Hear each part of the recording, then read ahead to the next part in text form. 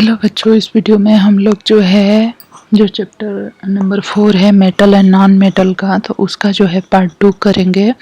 Part 1 में मैंने करा दिया था मेटल के बहुत सारे कैरेक्टरिस्टिक, कि मेटल में क्या क्या प्रॉपर्टीज होती हैं, जैसे कि मेलेबिलिटी, डक्टिलिटी और कि सोनरस प्रॉपर्टी होती है। ठीक है, तो ये सारी चीज़ें मैंने करा दी थी।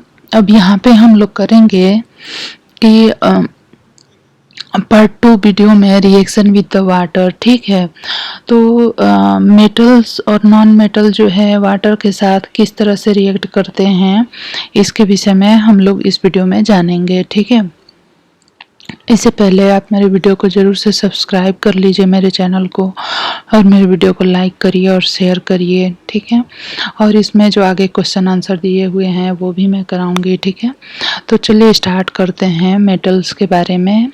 Sodium is very reactive. Sodium जो होता है वो बहुत ही रिएक्टिव होता है। यहाँ पे देखें,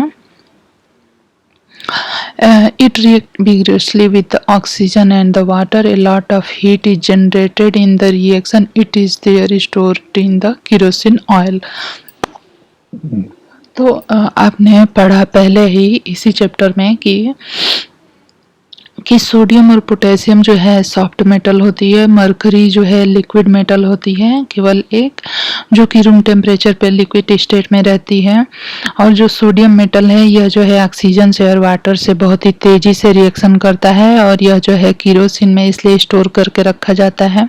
तो इस एक्टिविटी को कि हम लोग समझने मीन्स कि इस सोडियम के इस प्रॉपर्टी को समझने के लिए हम क्या करेंगे कि एक बीकर लेंगे और उसमें कुछ वाटर रख देंगे, और और एक गेहूं के दाने के बराबर छोटा सा सोडियम का पीस लेंगे, सोडियम मेटल का पीस लेंगे चिमटे से। और ये जो डिमॉन्स्ट्रेशन है ये टीचर के द्वारा कराया जाना है, स्टूडेंट्स मीन्स कि बच्चों को नहीं करना है, क्योंकि ये बहुत ही कि सावधानी से करने वाला है।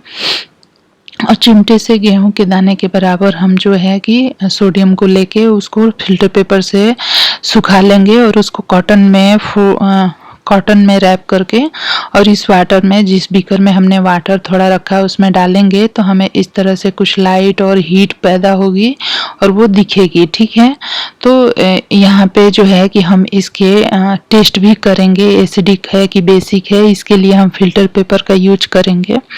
तो इससे पहले हम यहाँ पे देख लेते हैं। You observe that sodium react vigorously with water. तो सोडियम वाटर के साथ बहुत तेजी से रिएक्ट करता है। Some other metal do not do so. For example iron react with water slowly. Iron जो होता है वो वाटर से बहुत ही स्लोली रिएक्ट करता है। Generally, non-metal do not react with water, though they may be very reactive in the air. Non-metals की property क्या होती है कि वो वाटर से रिएक्ट नहीं करते लेकिन ऑक्सीजन से करते हैं। Such non-metal are store in water. तो कुछ नॉन मेटल ऐसी होती हैं जो कि एयर से रिएक्ट करती है लेकिन वाटर से नहीं, तो उनको स्टोर करने के लिए हम वाटर में रखते हैं। फॉर एग्जाम्पल फास्फोरस एक नॉन मेटल है जो कि बहुत ही रिएक्टिव है, मीन्स कि हवा में भी व्हाइट फास्फोरस एक नॉन मेटल है, और it catches fire if expose to air. To prevent the contact of phosphorus with the atmospheric oxygen, it is stored in the water. ठीक है, तो जो व्हाइट फास्फोरस होता है ये बहुत ही ज़्यादा रिएक्टिव होता है एयर के साथ। जब भी एयर के कांटेक्ट में आता है तो ये फायर पकड़ लेता है, इसलिए इसको हम वाटर में स्टोर करके रखते हैं। Reaction with acids. एसिड्स के साथ हम रिएक्शन देखेंगे मेटल का और नॉन मेटल का। तो यहाँ पे हमने एक चीज़ बता देते हैं आप लोगों को कि यहाँ पे हमने देखा था कि मेटल के गुण के बारे में कि हार्ड होता है, लस्ट्रस, मैलिएबल, डक्टाइल, सोनरस, और good conductor of heat and electricity भी होते हैं। ठीक है, और लस्टर और हार्डनेस भी होती है। तो ये चीज़ें एक बार आप रिवाइज कर लीजिएगा। और यहाँ पे हम जो बता रहे हैं आप लोग को कि जो है कि इसका रिएक्शन जो है मेटल का और नॉन मेटल का, हम लोग एसिड के साथ रिएक्शन देखेंगे। तो यहाँ पे ये जो जितने भी केमिस्ट्री के जो प्रैक्टिकल होते हैं इनको बहुत ही ज़्यादा सावधानी के साथ करना चाहिए, इसलिए हर जगह वार्निंग दी रहती है। Keep the mouth of the test tube away from your face, use the test tube holder to hold the test tube, take sample of metal and non metal listed in table 4.5। ठीक है, metal और non metal कौन कौन से लेने हैं। यहाँ पे मैग्नीशियम रिबन है, एल्यूमिनियम है, आयरन फिलिंग्स है, कॉपर पिल्ड फ्लेक्सिबल वायर्स और चारकोल है, और सल्फर। चारकोल और सल्फर जो है नॉन मेटल है। तो यहाँ पे हमें क्या करना है, test tube and level them as ABCDEF with the help. यहाँ पे क्या करेंगे, इसमें सेपरेट टेस्ट ट्यूब में पहले लेवल कर देंगे और with the help of a dropper at 5 ml of dilute hydrochloric acid to each test tube 1 by 1। ठीक है, सब में जो है 5 ml हाइड्रोक्लोरिक एसिड ले लेंगे जो कि डाइल्यूट हाइड्रोक्लोरिक एसिड होगा। Observe the reaction carefully, if no reaction occur in the cold solution, warm the test tube gently, bring a burning matchstick near the mouth of each test tube, repeat the same activity using the dilute sulfuric acid instead of the dilute hydrochloric acid, record your observation। ठीक है, is there a difference in the way metal and non metal react with acid? हाँ, तो क्यों नहीं, metal और non metal जो है acid के साथ क्या कैसे रिएक्ट करते हैं, इसमें डिफरेंस आपको देखने को मिल जाएगा। What could the pop sound in some cases be due to when a burning matchstick is brought near the mouth of the test tubes? You must have found that non-metal generally do not react with acids, but metal react with acid and produce hydrogen gas that burns with a pop sound. You must have noticed that and that copper does not react with dilute hydrochloric acid। Copper जो है dilute hydrochloric acid के साथ नहीं react करता है on heating, but it react with the sulphuric acid. लेकिन यह जो है सल्फ्यूरिक एसिड के साथ रिएक्ट करता है। रिएक्शन विथ बेसिस, बेस के साथ रिएक्शन यहाँ पे देखेंगे। तो इसको डिमॉन्स्ट्रेट करने के लिए to be demonstrated by the, ये भी जो है टीचर के द्वारा ही किया जाना है क्योंकि बहुत ही खतरनाक होता है। During the preparation of sodium hydroxide solution care should be taken. ठीक है, यहाँ पे prepare a fresh solution of the sodium hydroxide in a test tube by dissolving 3-4 pellet of it in 5 ml of water, drop a piece of aluminum foil into it, bring a burning matchstick near the mouth of the test tube, observe carefully। अब हम यहाँ पे देखेंगे what does the pop sound indicate? As before, the pop sound indicate the presence of hydrogen gas. Metal react with sodium hydroxide to produce the hydrogen gas. Reaction of non-metal with bases are complex। ठीक है, तो non metal का जो reaction होता है base के साथ वो कॉम्प्लेक्स होता है और इसके बारे में डिटेल में हम लोग जो है आगे की क्लासेस में पढ़ेंगे। अब नेक्स्ट हम देखेंगे डिस्प्लेसमेंट रिएक्शन। डिस्प्लेसमेंट रिएक्शन वो होते हैं जिसमें कि एक मेटल दूसरे मेटल को डिस्प्लेस कर देता है। Recall the activity of reaction between copper sulphate and iron that you perform in the class 7। Let us observe some more reaction of that kind. तो यहाँ पे ये है इस रिएक्शन में कि एक बीकर, जैसे beaker A, beaker B, C, D, E, इस तरह से हम 5 बीकर ले लेंगे। पहले बीकर में हम कॉपर सल्फेट का सॉल्यूशन लेंगे जो कि ब्लू कलर का होता है और उसमें जिंक का ये ग्रेन्यूल डाला हुआ है। तो क्या होगा कि कॉपर सल्फेट के सॉल्यूशन में से जो है कॉपर जो है कॉपर जो है डिस्प्लेस हो जाता है जिंक के द्वारा। मीन्स कि जिंक जो है वो कॉपर को हटा देता है और जिंक सल्फेट का सॉल्यूशन बना देता है। यहाँ पे देख सकते हैं आप रिएक्शन, यहाँ पे ये जो कॉपर सल्फेट था और ये जिंक था, तो ये जिंक सल्फेट यहाँ पे बन गया है और कॉपर जो है छोटे छोटे रेडिस इसके जो पाउडरी फॉर्म में यहाँ पे इसके पेंदी में इकट्ठे हो जाते हैं। बी में देखेंगे कि ये कॉपर सल्फेट का सॉल्यूशन है और जब हम इसमें आयरन के नेल डालते हैं तो यहाँ पे क्या होता है, आयरन जो है डिस्प्लेस कर देता है यहाँ पे, ठीक है, कॉपर को, और यहाँ पे इस तरह से ये दिखता है। यहाँ पे ये इसलिए कलर चेंज हो जा रहा है इन दोनों में।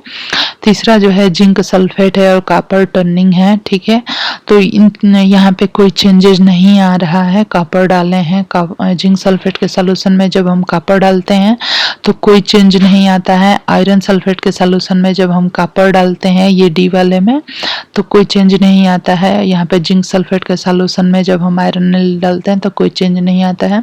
तो इन तीनों में आप देख सकते हैं कि कोई चेंज नहीं आया है। तो इसके रीजन के बारे में थोड़ा सा जान लेंगे कि ऐसा क्यों होता है। What changes do you observe in the various beaker you have to take? यहाँ पे in the beaker A,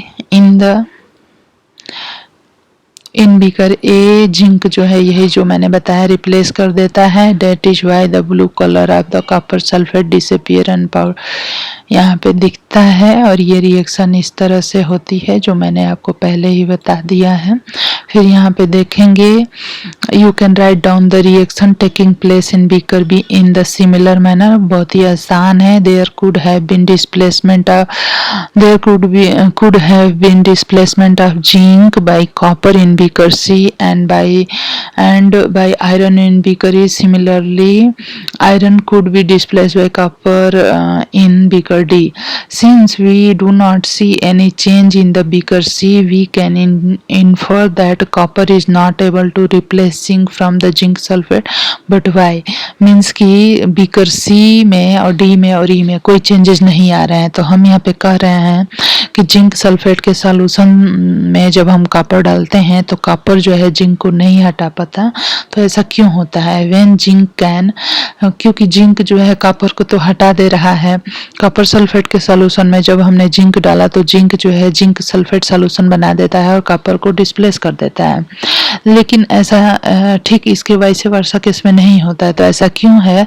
यहाँ पे remember that science is not arbitrary, ठीक है, साइंस में ऐसा कुछ नहीं होता। ये जो है कुछ डिफिनेट रूल्स और फैक्ट फॉलो करते हैं। Rule that zinc is more reactive than the copper and iron. और यहाँ पे रूल ये है कि जिंक जो होता है कॉपर और आयरन से ज़्यादा रिएक्टिव होता है। इसलिए यह जो है कॉपर सल्फेट के सॉल्यूशन में अगर हम या फिर आयरन सल्फेट के सॉल्यूशन में हम जिंक डालते हैं तो ये कॉपर को हटा के जिंक सल्फेट बना देता है, और आयरन सल्फेट में डालते हैं तो जिंक सल्फेट बना देता है, आयरन को हटा देता है। ए मोर रिएक्टिव मेटल। तो जब हम किसी भी सॉल्यूशन में, ठीक है, किसी भी मेटल के सॉल्यूशन में अगर हम उससे ज़्यादा रिएक्टिव मेटल को डालेंगे ना तो वो जो है उस सॉल्यूशन में जो मेटल प्रेजेंट है उसको डिस्प्लेस कर देगा। लेकिन अगर लेस रिएक्टिव होगा तो ऐसा नहीं कर पाएगा। तो आप समझ गए होंगे कि कॉपर सल्फेट के सॉल्यूशन में जब हमने यहाँ पे कॉपर सल्फेट का सॉल्यूशन जो कि ब्लू कलर का होता है, तो जब हमने जिंक को डाला तो ये कैसे जिंक सल्फेट बन गया और कॉपर के यहाँ पे पैलेट में पाउडरी कॉपर बैठ जाता है इसका, ठीक है, प्रेसिपिटेट होकर, ठीक है। तो यहाँ पे क्या हो रहा है कि ये जिंक जो है ज़्यादा रिएक्टिव है और यह जो है लेस रिएक्टिव है, इसलिए जिंक जो है कॉपर को हटा देता है। तो ऐसा जो है रूल है कि ऐसा होना चाहिए कि जो मेटल हम उसमें डाल रहे हैं वो ज़्यादा रिएक्टिव हो तभी उसको डिस्प्लेस कर पाएगा। और यही रूल फॉलो हो रहा है बीकर डी और ई में भी, ठीक है। तो अब समझ में आ गया होगा आपको, उम्मीद करती हूँ। नेक्स्ट जो है use of metals and non metal. Metal और नॉन मेटल के क्या क्या यूजेज हैं इसके बारे में थोड़ा सा जान लेते हैं। You should be able to guess why metal are used in making machinery, automobile, aeroplane, train, satellite industry, gadgets, cooking utensil, water, boiler, etc. You are also familiar with the use of the some non-metal. Here are some interesting one. We are sure that you will guess them right. Non-metal essential for our life which all living being inhale during the breathing. Non-metal used in fertilizer to enhance the growth of the plant. Non-metal used in water purification processes. Non-metal used in the purple color solution which is applied on the wound as an antiseptic. Non-metal used in the crackers. ठीक है, you may add some more use of the metal and non metal from your experience. तो आपको अगर कुछ मालूम हो तो उसको ऐड कर सकते हैं कि मेटल और नॉन मेटल के और क्या क्या यूजेज हैं, ये सबको पता है। I hear that magnesium is found in the plant, ई in what form it is found in them. तो जो मैग्नीशियम होता है, क्लोरोफिल जो होता है, क्लोरोफिल का जो स्ट्रक्चर होता है उसमें मैग्नीशियम होता है उसके सेंटर में। Doctor reported iron deficiency in my body, where is iron in my body. तो हमारी बॉडी में आयरन कहाँ होता है, तो हमारी बॉडी का में जो ब्लड होता है रेड कलर का, वो एक पिगमेंट की वजह से होता है। उस पिगमेंट का नाम होता है हीमोग्लोबिन। हीमोग्लोबिन पिगमेंट में ही आयरन होता है।